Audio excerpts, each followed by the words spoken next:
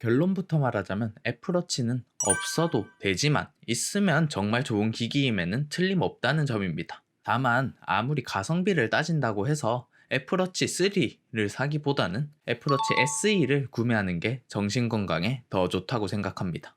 안녕하세요. 주인미상의 물건들 미상입니다. 오늘은 애플워치 3를 4개월 동안 써오면서 느꼈던 장점과 단점을 간단히 이야기해보고자 합니다. 애플워치 3만의 장단점이라기보다는 애플워치 전 세대 혹은 스마트워치에 공통되는 장단점이라고 생각합니다. 다만 그 외에 저는 3만의 단점도 느꼈었는데요. 그 단점이 저를 굉장히 번거롭게 만들었기 때문에 처음에 말했듯이 3보다는 SE를 훨씬 추천합니다. 그 단점이 무엇인지 궁금하지 않으신가요? 본격적인 영상에서 함께 확인하시죠. 애플워치의 장점 1. 마스크 잠금 해제 기능. 안타깝게도 아이폰 SE2를 제외한 나머지 시리즈들은 터치 아이디가 아닌 페이스 아이디를 지원합니다. 따라서 모두가 마스크를 쓰고 생활하는 대메로나 시대에는 사실상 애물단지에 가까웠습니다. 잠금을 해제하기 위해서는 무조건 비밀번호 4자리 혹은 6자리를 눌러야 했죠. 아니면 살짝 마스크를 내리는 도박수를 두어야 했기 때문에 굉장히 불편했었습니다.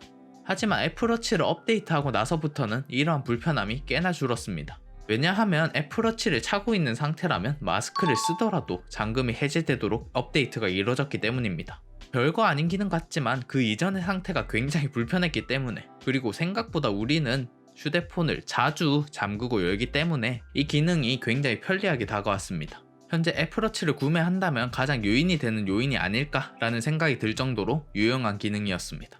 다만 이 기능을 위해서는 애플워치의 비밀번호를 설정해야 한다는 점, 애플워치의 와이파이를 항상 켜두어야 한다는 점, 그리고 마스크 안에 내 얼굴을 인식하는 게 아니라서 누구든지 마스크를 쓴 얼굴이면 잠금 해제를 할 수 있다는 점은 불편했습니다.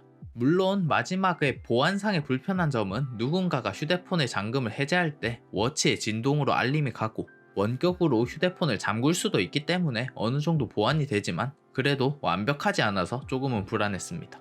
이런 불편점이 있지만 그래도 페이스 아이디를 제대로 활용하기 힘든 현재에는 꽤나 편리한 기능이었습니다. 2. 운동 측정 및 수면 측정. 건강과 관련된 정체성을 가장 잘 보여주는 기능입니다. 운동 측정은 기본 헬스 앱을 활용했고, 수면 측정의 경우 조금 더 정밀하게 측정할 수 있는 오토슬립이라는 유료 앱을 사용했습니다. 워치로 운동 측정을 할 경우 원래 하던 운동에 단순히 칼로리나 심박수 등의 데이터만 측정하여 추가되는 것처럼 보여서 운동하는데 별 도움이 안 되는 것 같아 보입니다. 하지만 데이터를 이렇게 꼬박꼬박 쌓고 측정하는 게 일종의 게임처럼 느껴지기 때문에 운동에 재미를 붙이고 습관을 만드는 데 꽤나 도움이 되었습니다. 또한 수면 측정도 수면 시간과 같은 양적인 데이터뿐만 아니라 심박수 및 뒤척임 정도로 수면의 질 또한 추적할 수 있습니다. 오랜 시간 동안 축적된 데이터를 바탕으로 얼마나 잘 개운한지, 언제 자야 가장 괜찮은지 등 스스로 자신의 수면을 관리할 수 있기 때문에 규칙적이고 건강한 수면 습관을 들일 수 있다는 장점이 있습니다. 그뿐만 아니라 기상 알람이 멀리서 휴대폰에서 울리는 게 아니라 손목에 직접 진동과 소리로 울리기 때문에 상대적으로 쉽게 일어날 수 있다는 장점도 있습니다. 이처럼 애플워치는 건강한 삶을 관리하는 도구로서 확실히 도움이 된다고 생각합니다. 3. 휴대폰 찾기.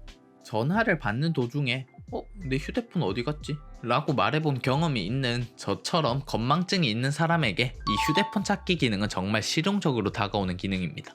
저는 자주 휴대폰을 어디다 뒀는지 까먹곤 하는데 이때 워치의 휴대폰 찾기 기능을 활용하면 정말 편하게 휴대폰을 찾을 수 있습니다. 별거 아닌 것 같지만 시간도 아껴주고 자괴감을 느끼지 않도록 막아주기 때문에 정신건강에도 도움이 되는 아주 실용적인 장점이라고 생각합니다. 여러분들도 애플워치를 사게 된다면 이러한 기능의 수혜자가 될 수 있습니다. 4. 디자인. 애플워치의 사각형 디자인은 깔끔하고 예쁩니다. 게다가 다양한 종류의 줄이 나와 있어서 취향에 맞게 줄질을 할 수 있고 쉽게 질리지 않습니다. 이처럼 애플워치는 실용적인 기능뿐만 아니라 디자인적으로 예쁘기 때문에 꽤나 만족할 만합니다. 애플워치의 단점 1. 충전의 번거로움. 처음에는 3일에 한 번씩 충전하면 되었기 때문에 이 정도면 크게 번거롭지 않겠다 라고 느꼈습니다. 하지만 4개월 정도 계속해서 쓰다 보니 배터리 효율이 조금 줄기도 했고, 마스크 잠금 해제를 위해서는 늘 애플워치에 와이파이 설정을 켜두어야 했기 때문에 애플워치를 2일에 한 번씩 충전하지 않으면 안 되게 되었습니다. 전보다 자주 충전해야 했고 가끔은 충전하는 것을 까먹어서 사용하지 못하는 경우도 발생하다 보니까 점점 충전하는 게 번거롭게 느껴졌습니다. 게다가 워치는 독자 충전 규격이기 때문에 따로 충전기를 하나 챙기지 않으면 충전하지 못한다는 점도 번거롭게 느껴졌습니다. 애플워치를 쓰면서 느꼈던 가장 큰 단점이자 아직까지는 어쩔 수 없는 한계점이라고 생각합니다. 2. 신경이 자주 분산됨. 스마트워치는 일종의 스마트폰 알림의 전초기지입니다. 즉 스마트폰에 오는 알림을 놓치지 않고 받을 수 있도록 도와줍니다. 하지만 이는 양날의 검과도 같습니다. 왜냐하면 집중할 때에도 쓸데없는 알람으로부터 계속해서 방해를 받을 수 있기 때문입니다. 그래서 저는 집중이 필요할 때는 방해 금지 모드를 켜거나 워치를 벗어두곤 합니다. 근데 종종 방해 금지 모드를 푸는 것을 까먹어서 오히려 중요한 알림을 놓치게 되는 경우도 발생하게 됩니다. 이렇게 되면 워치를 왜 샀나 하는 의문도 들더군요. 이처럼 집중을 방해받을 수 있다는 점은 꽤나 주관적인 단점입니다. 하지만 분명 저처럼 이를 단점으로 느끼는 사람이 존재할 것이기 때문에 이를 단점으로 뽑았습니다. 왜 애플워치 3가 아닌 SE를 추천하는가? 지난 영상에서는 제가 왜 SE가 아닌 3를 선택했는지 말했지만 4개월 동안 3를 써본 현재는 오히려 3보다는 SE를 사는 게 훨씬 낫다고 생각합니다. 왜냐하면 애플워치 3의 경우 기본 제공하는 용량이 너무나도 적기 때문입니다. 워치에 음악을 넣거나 사진을 많이 넣는 것도 아닌데 용량이 적은 게 무슨 단점이냐 라고도 생각할 수 있습니다. 하지만 애플워치 또한 업데이트를 해줘야 하는 전자기기입니다.